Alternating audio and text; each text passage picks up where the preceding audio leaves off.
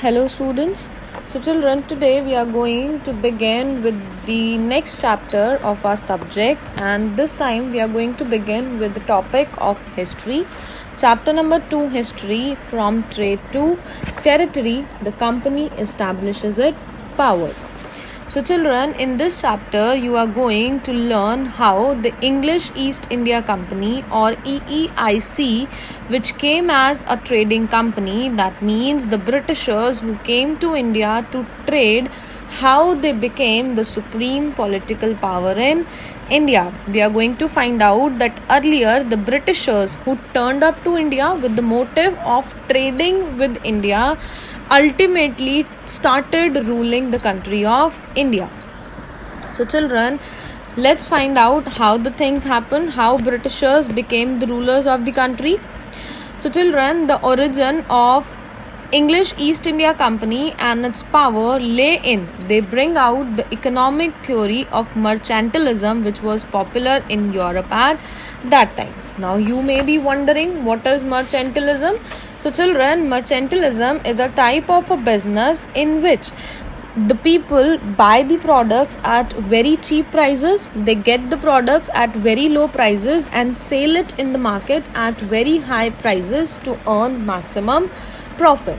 So children, according to this theory, the prosperity, the richness of the country depends upon its capability to produce more than it consumes. That means the demand, whatever the demand of the product was there in the market, the production was more than that. Why it was done so? Why the things were produced more than the consumption? So that the exports can be increased. The things which are exported from the other countries should be maximum, and the imports which we get into our country from other countries should be less, so that there is a positive balance of trade. That means we earn maximum profits from exports. But children, the overseas trade, which was almost carried through the sea routes, was important practice in mercantilism, because this export and import, it took place through the sea routes. So in 1498, children, a Portuguese navigator and an explorer, Vasco da Gama, he discovered a long sea route to India from Europe. You all have heard about this. So children, traders who chose this route, who chose the route which was discovered by Vasco da Gama to sail down the coast of West Africa to the tip of South of Africa and then sail to the Calcutta. However, children, the European traders, for the European traders, this become the very important route. Why? Because there was no disruptions, there were no trade duties, and following this discovery, the first Europeans to establish their trade centers in India were the Portuguese, and later on the Dutch joined them, and then the East India Company. So children, you all have heard the name of Aurangzeb. Definitely, we all have heard about him. Who was he? Yes, he was the last of the powerful Mughal rulers. You have read about Mughal rule in the previous class. So Aurangzeb was the last Mughal ruler, children. He expanded the territory. He controlled a large part of India. But after his death, when he died in 1707, the Mughal governors, the governors of Aurangzeb, they started dividing that big empire into smaller pieces. They all wanted to have their independent authority. They want to establish their own regional kingdom, and as the outcomes of this, that vast empire of Aurangzeb, it was broken down into smaller pieces. Everybody formed their own kingdoms, their own independent kingdoms, due to which the Delhi was no longer an effective center. Mughal Empire mein Delhi was the main center, but after the death of Aurangzeb, Delhi was no more an effective center. And by the second half of 18th century, children, the new British people, they turned up to the country. As I told you earlier, they turned to India for trading. They were not interested in acquiring territories or ruling India, but later on they started to acquire the territories of India. They started ruling the country. So in this chapter further, we are going to find out how there was a change in mindset of the Britishers. and how the Portuguese, Dutch, and the East India Company, they all had a fight between themselves, or what were the reasons how the Portuguese and Dutch they left and only the Britishers started ruling the country. क्योंकि वैस्को da Gama ने जो root invent किया था उसके बाद the Portuguese, Dutch and the East India Company were the three companies who came to India for trading. But amongst those trees, how only the one Britishers were left in the country, we are going to find it out further in the chapter. So children, in 1598, a group of English merchants, they formed a private association to trade in the eastern parts of the country, children. And in 1600, the Queen Elizabeth, she granted a charter to the eastern part of the world. Now you all may be wondering, what is a charter? What am I talking about? So children, in the earliest time, the charter which was granted by Queen Elizabeth meant that no other trading group in England could compete with the East India Company. Any other group, any other district or any other group of people from the east, from the England is not going to compete, is not going to trade with the East India Company.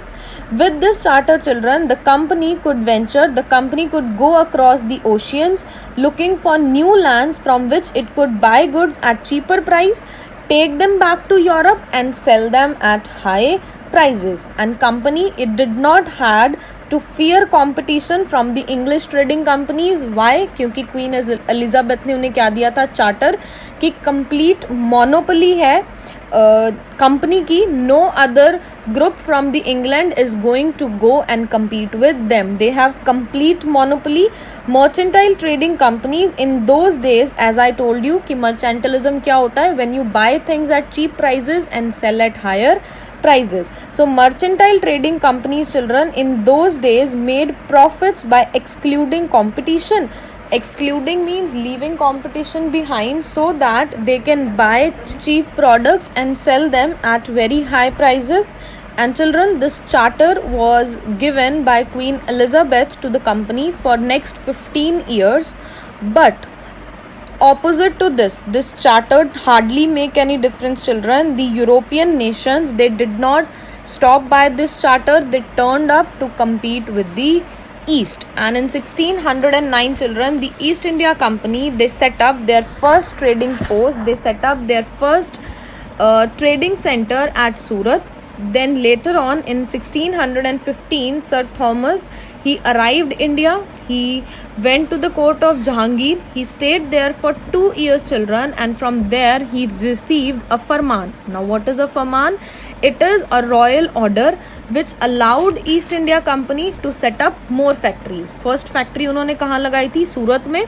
But when Sir Thomas arrived and he got the farman from the Jahangir, so they established their more factories in various areas of the country, that is Ahmedabad, Mausoleepatnam, Agra, Madras, Patna and Balasore. So after the Farman, they formed more factories, they formed their ports in various different parts of the country. So children, as I told you earlier that there were 3 European companies who wanted to trade with India. The first one was the Portuguese, the other one was the Dutch, and the next one was the East India Company. So children, among these 3, the Portuguese were the first who reached India to trade with it, and they landed in Calicut, which is present day Calcutta. Their important colonial settlements were Goa and Daman and Diu, and Goa remained with the Portuguese till 1961. The another company was the Dutch. By the early 17th century, the Dutch established their trading centers in various parts of the world, and later on they shifted their territories to Indonesia. And the third one was the East India Company. About it, which we have studied right now, you all have see how the East India Company got the charter and the various help from the Queen Elizabeth.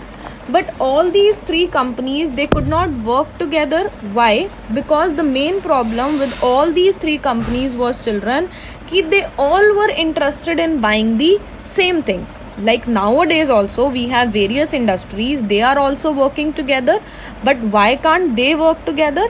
इसका reason क्या था कि everybody was interested in same thing. Everybody wanted the fine quality of cotton and silk which was produced in India. And they had a big market of pepper, cloves, cardamom, cinnamon. They have a huge demand of these items in Europe. And the competition among the European countries, ये जो competition था between the companies, it eventually increased the prices. अब demand ज़्यादा हो गई तो उससे क्या हुआ कि जो प्राइजेस थे थिंग्स के वो क्या हो गए, बढ़ गए. नाउ द यूरोपियन कंट्रीज वो इंडिया में किस लिए आए थे, मर्चेंटलिज्म के लिए, कि वो इंडिया से चीप प्रोडक्ट्स खरीद सकें और उसे यूरोप में जाके हायर प्राइजेस पे सेल कर सके, so that they can earn maximum profit. पर अब जब 3 companies were fighting for single thing तो क्या हुआ कि प्रोडक्ट्स के प्राइजेस बढ़ गए. अब जब इंडिया में ही थिंग्स एक्सपेंसिव थी तो वो उसे यूरोप में जाके हाई रेट पे कैसे सेल करेंगे, and they could not earn profit. तो अब इसका एक ही सॉल्यूशन था कि वो कंपटीशन को क्या करें, फिनिश करें. So the only way the trading companies could flourish, the only way to maximize their profit, to earn maximum profit, children, was by eliminating the rival competitors. यही ऑप्शन था कि अपने competitors को ख़त्म करो, अपनी monopoly create करो. Monopoly means when you are the only one in the market. जब आप अकेली फर्म हो एक पर्टिकुलर प्रोडक्ट के लिए तो उस कंडीशन को क्या बोला जाता है, मोनोपोली. तो अब इस सिचुएशन में एक ही सोल्यूशन था कि आप अपने राइवल कॉम्पिटिटर्स को एलिमिनेट करो, you form your monopoly and then you continue with your mercantile trade. So the urge to secure market, therefore, children, leads to the fierce battle between the trading companies. Now the companies, they started fighting, they started indulging into conflicts with one another. And though the 17th and 18th century, they regularly sank each other's ships, block-loaded routes and prevented rival ships from moving with supplies of goods. तो अब उन्होंने क्या करना शुरू कर दिया, they started blocking the ways of their rival ships, like जो भी उनके फॉर एन एग्जाम्पल अगर फ्रेंच पीपल थे, so they used to block the ships of Dutch and East India Company. In the same manner या तो वो ships को Europe तक पहुंचने ही नहीं देते थे, और they used to sank the ships, means in one or the other way they were destroying each other's trade, they were pulling each other's legs. Now trade was carried on with arms and trading posts were protected through fortification. तो अब अपनी ships को protect करने के लिए companies ने क्या use करने शुरू कर दिए, weapons. And this effort to fortify settlements, children, and to carry on profitable trade led to intense conflict between local rulers. The company now found it difficult to separate trade from the politics. अब Britishers यहाँ पर सिर्फ trade करने आए थे, but due to the competition it all was included, the trade it went with politics. और इस सब अपनी राइवलरी फर्म्स को, अपने कॉम्पिटिशन्स को ख़त्म करने के लिए now the trade was turning into politics, it was turning into planning and plotting to delete your competitors and maintain your monopoly. Now, by the 18th century, children, the British and the French, they arose as the two major powers. They deleted Portuguese, they lost their monopoly over the Indian trade, and while the Dutch, they were also defeated and they were turned back to the Indonesian islands. Now, throughout the 17th and 18th century, children, there were only two European firms who were fighting against each other. One was France and the other one was England. And they fought many wars in India. They had a lot of fights against each other whenever their thoughts, whenever their thinkings, they clashed with each other. And finally, by the middle of 18th century, the English were victorious and they threw out all the European powers from the Indian trade market. Now we were left with only one European country, that was English. We had only one rival, we had only one group from the Europe, that was Britishers. So in the next segment we will see how they started their monopoly in the country, how they did trade under their monopoly, and then ultimately become the ruler of the vast country India.